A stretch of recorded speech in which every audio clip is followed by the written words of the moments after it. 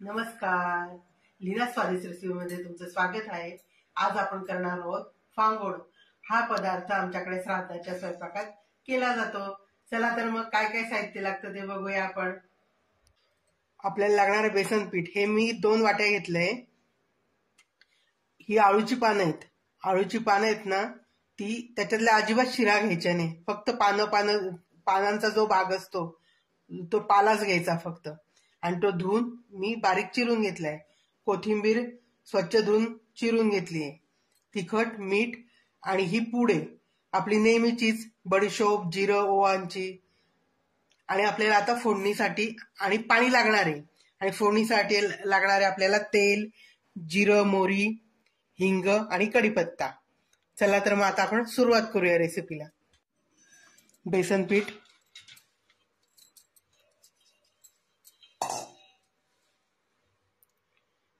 तिखट आपल्या चवीप्रमाणे घ्यायचं आणि ही पूड आपली नेहमीचीच ती 2 चमचे घेतली आहे। मीठ,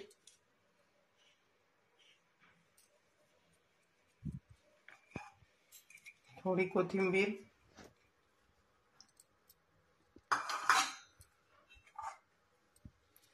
आळूची पानं। आळूची पानं थोडी कमी असली तरी चालू शकतात।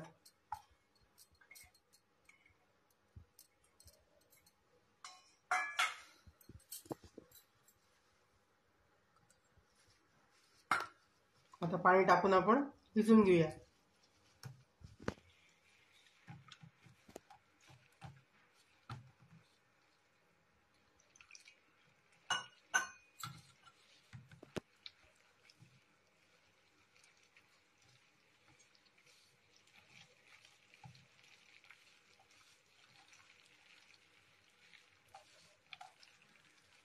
हे भिजवून वाफवायचंय, त्याच्यासाठी पाणी गरम व्हायला लागेल ना, म्हणून आपण पहिल्यांदा गॅस पेटवून घेऊ आणि पाणी गरम करायला ठेवूया। म्हणजे हे भिजतं तोपर्यंत ते पाणी गरम होईल। हे बघा, पाणी ठेवलंय, खाली गाडा ठेवलाय आणि वरती हा डबा ठेवलाय। पाणी गरम होते। आता आपण हे पूर्ण भिजवून घेऊया। वाफेल एवढं पाणी खाली ठेवायचं। मी इथे आता 1.5 ग्लास पाणी टाकलंय।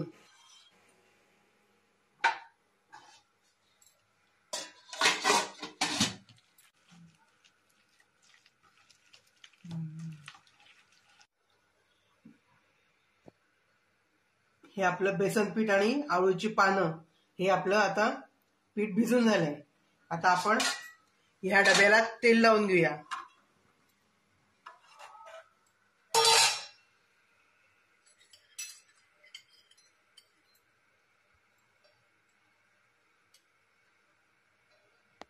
याला आपण तेल लावून घेऊया, म्हणजे ते जेव्हा वाफेल ते पटकन सुटून येईल आणि भांड्याला चिटकणार नाही।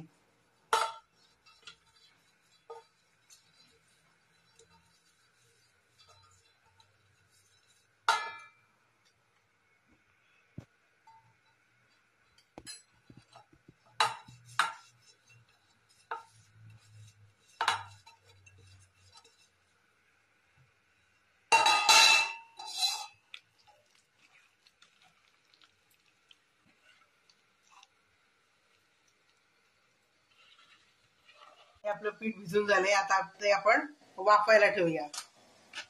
पाणी चांगलं उकळलं की मग भांडं ठेवायचं आणि झाकण लावायचं। याला आपल्याला 10 ते 15 मिनिटं लागतील। आपण 10 मिनिटं झाली की उघडून बघूया कसं झालंय ते।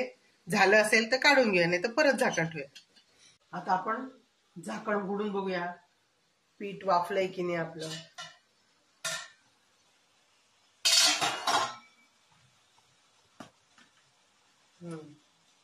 झालंय वाफून, याला 15 मिनिटं लागले। आता आपण गॅस बंद करून देऊ।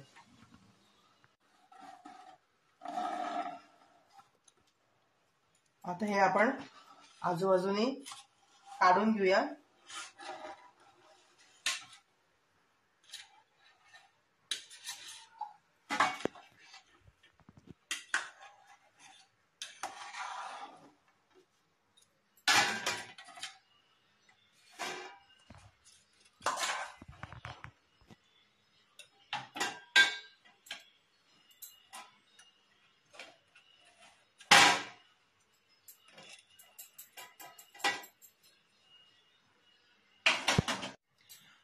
अशा प्रकारे आपण हे काढून घेतले. आता हे गार होऊ देऊया, म्हणजे ते आपल्याला छान मोकळं करता येईल.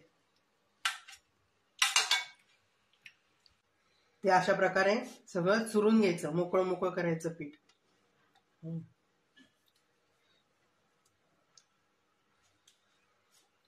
बघा अशा प्रकारे आपण त्याला पूर्ण मोकळं करून घेतलंय.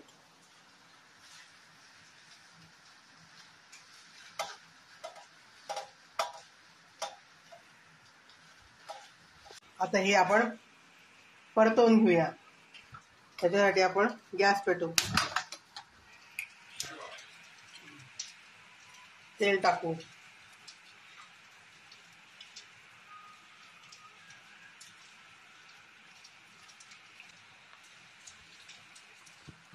तेल तापले. आता आपण त्याच्यात जिरं मोहरी टाकूया.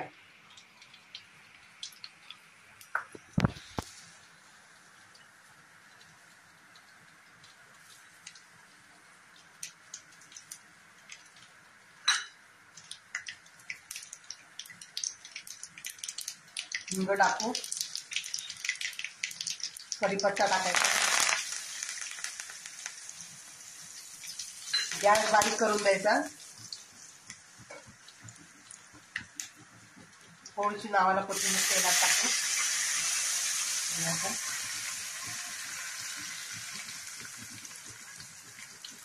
याच्यात हळद का नाही घातली? आम्ही साधाच्या स्वयंपाकात हळद वापरत नाही, त्यामुळे मी याच्यात हळद टाकली नाही.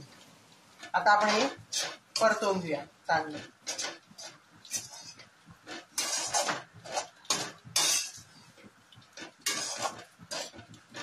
आणि याला फोडणीत जरा तेल थोडं जास्तच पाहिजे, म्हणजे त्याची चव एकदम भारी येते. आणि मग ते कुरकुरीत करायचं असतं थोडस, ते कुरकुरीत पण होतं. मग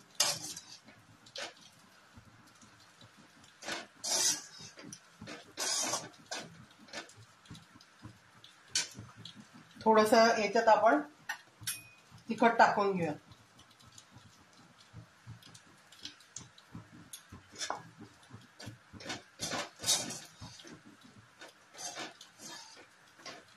आता याला छान सगळीकडनं परतवून घेऊया.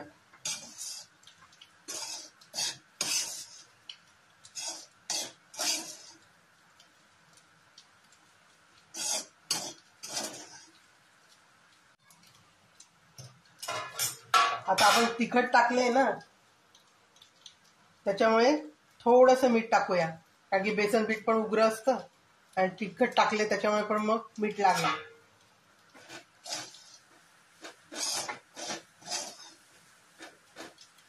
एक वाफ काढून घेऊ आपण याची. झाकण काढून चाळून घेऊया.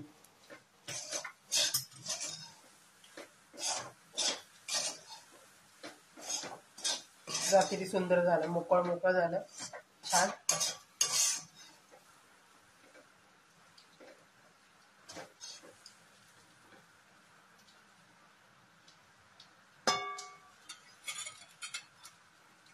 आता हे आपलं तयार झालंय. हे वरण भात आणि त्याच्या हे फांगोड घ्यायचं आणि कढी घ्यायची, असं कालवून खाल्ल्यानंतर खूप सुंदर लागतं. चला तर मग आता आपण घेऊया.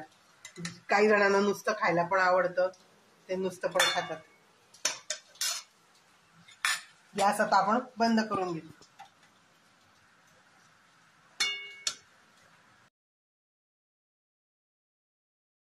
अशा प्रकारे आपलं हे फांगोड तयार झालंय. हे कसं खातात ते मी तुम्हाला सांगते. वरण भात, त्याच्यावरती हे फांगोड टाकायचं आणि कढी घ्यायची. हे असं कालवून पण सुंदर लागतं, पोळीवर सुद्धा सुंदर लागतं. अशा प्रकारे आपण खाऊ शकतो. ते तुम्ही आता ही रेसिपी घरी करून बघा आणि माझी रेसिपी आवडली की नाही तुम्हाला ते सांगा मला. आता आपण परत भेटू पुढच्या रेसिपीसाठी. माझ्या चॅनलला शेअर करा, सबस्क्राईब करा, लाईक करा. Bye bye. परत भेटू आपण.